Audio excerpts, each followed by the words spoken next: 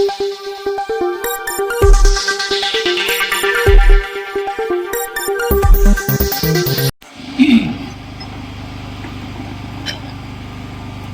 पंचायत समिती आणि जिल्हा परिषदेच्या इलेक्शनच्या साठी आपण प्रचारार्थ मागे एकदा आपण रुपालीताईंना जिल्हा परिषदेत पाठवलं होतं आणि एक नवीन तरुण मुलगा स्वकष्टाने 4 पैसे कमवणारा मुलगा तांबे हे 2 उमेदवार आम्ही तुमच्या समोर आणलेले आहेत. एका बाजूला अनुभव आहे, जिल्हा परिषद कशी चालवायची, कशी काय चालते हे रुपालीताईंना आठवत असेल.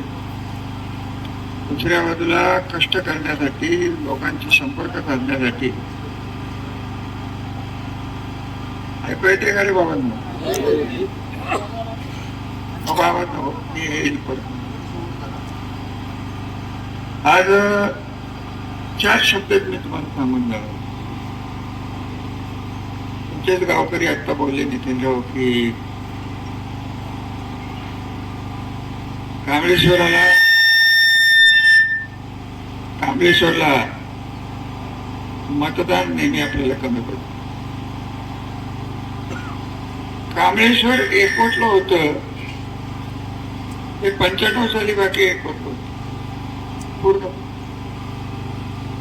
त्याच्यानंतर काय जे राजकारण या गावात होत गेलं,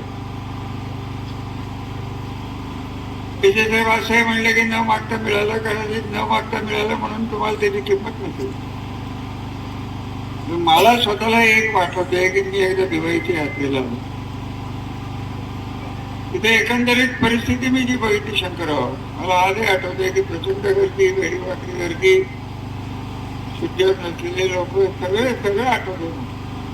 एवढीशी बारकीशी वाट. आणि तुमच्या समाजाचं खरं फार मोठं दैवत आहे. दुर्दैव आणि दिवाळी हे आपल्या तालुक्यात आहे, हे नशीब सांगतो. आज एवढं सगळं केल्यानंतर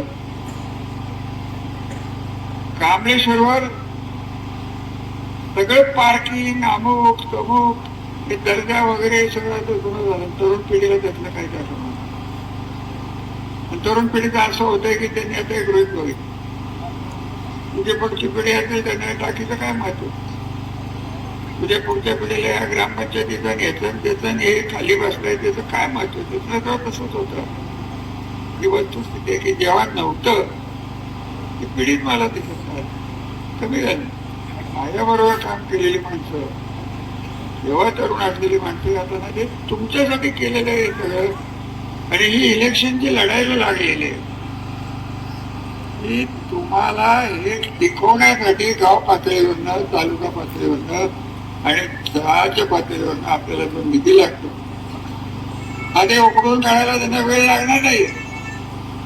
ही माणसं परत तुमच्या गावाकडे येणार नाहीत. मी फार पूर्वीपासून 1985 पासून करत, तुम्हाला कोणालाच आठवत नसेल, सरकारच्या वस्तीवर काय नाव त्यांचं इथे,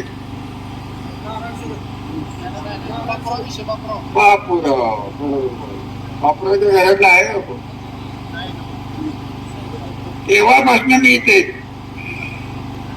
40 वर्ष गाव गावाची एकदा मत मागायला आलं आणि भांडवल गेलो होतं संपर्क. तुम्हाला माहिती इतकं या गावाचं होतं. तर म्हणजे त्याच्यात मत नाही तर नका देऊ, मी बोलून देऊ. आणि बरं विशेष म्हणले की नोकऱ्या दिल्या, हे दिलं ते दिलं. आता गावानेच मला सांगावं अजून काय द्यावं, ताजमहल बांधून देऊ का? अहो किंमतच करायची नसली. आणि तुमच्या गावात मी आपलं तुम्हाला स्पष्ट सांगतो, मला जे दिसतं ते राजकारण राहतंय बाजूला, याची किंमत वाढेल म्हणून मतपेटी मायनस करा. हे जोपर्यंत धंदा आहे तोपर्यंत गाव कधी सुधरेल असं मला वाटतं. फक्त लक्षात ठेवा, हे काय फक्त तुमच्या गावात आहे असं काही नाही, बऱ्याच ठिकाणी हे चाललेलं जातं. आज दिवाळीच्या आशीर्वादाने आणि आपल्या आशीर्वादाने मला एक शब्द द्या, काही झालं तरी कांबळेश्वर आम्ही बहुमतात आणून देतो. याच माझी सभा संपली. कारण सांगितलंच. हे बघा, मी शब्दाला पक्का आहे. तुम्ही न मागितलेलं तुम्हाला दिलेलं आहे आणि आज मी तुम्हाला मागतोय की मतदान करा. माझी आता या वयात निराशा करू नका. बाकीचं तिकडे काय होईल ते होईल.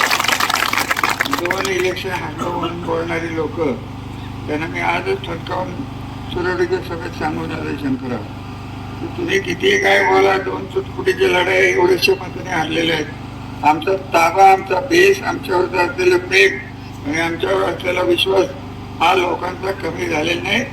फक्त रात्रीचे 2 दिवस, शेवटचे रात्रीचे 2 दिवस सांभाळा. 2 रात्री सांभाळले की सगळं होते. हा सगळा घोटाळा होतोय, हा चिटपाय घोटाळा, दुसरं काय नाव नाही. हा चिटपाय घोटाळा जोपर्यंत थांबत नाहीये तोपर्यंत तालुक्याला सूट लागणार नाही. पैसे पुढारी खातात, पैसे अमुक खातात, पैसे कमी खातात. या लोकांचा धंदा असा सुरू झालाय की मतदारालाच पैसे खायला शिकवलं की विकास करायचं कारण काय राहत. कशाला हे बांधायचे, कशाला ते बांधायचे, कशाला हे बांधायचे. आताच मला मुलगा सांगत होता ते पाणी खराब झाले, काही इलेक्शन म्हणजे मला सांग काय कशाचं पाणी या पाण्याचं होतं ते बघू आपणही आता सत्तेत आलेलो. आता ती एकटी सत्तेत नाहीये. पोलीस चौकीची भीती सोडून द्या.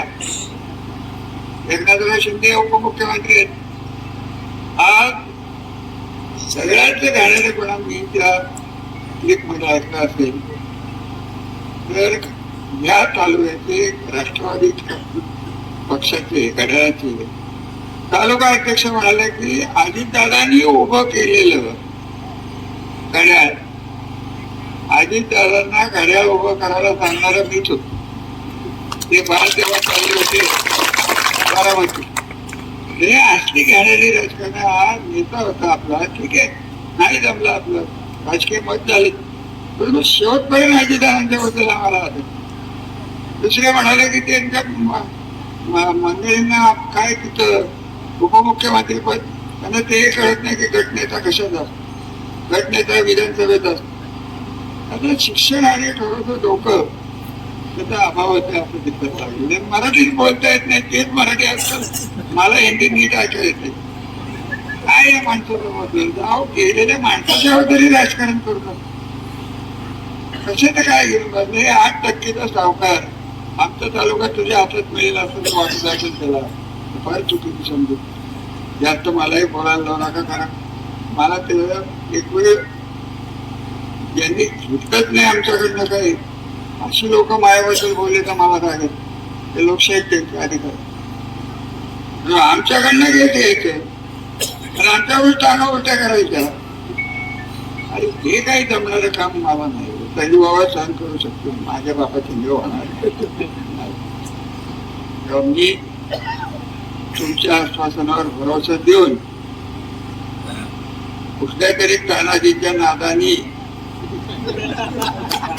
गाव बिघडवू नका ही विनंती आहे. आणि महिलांना द्यायची विनंती आहे. सध्या तुमचे चांगले दिवस आले. अहो लाडक्या बहिणी हे एकनाथरावनेच काढलेलं पिल्लू आहे. हे खरा भाऊ एकनाथराव आहे आणि म्हणतात आम्ही पक्ष पातळीवर मी काय बोलणार नाही.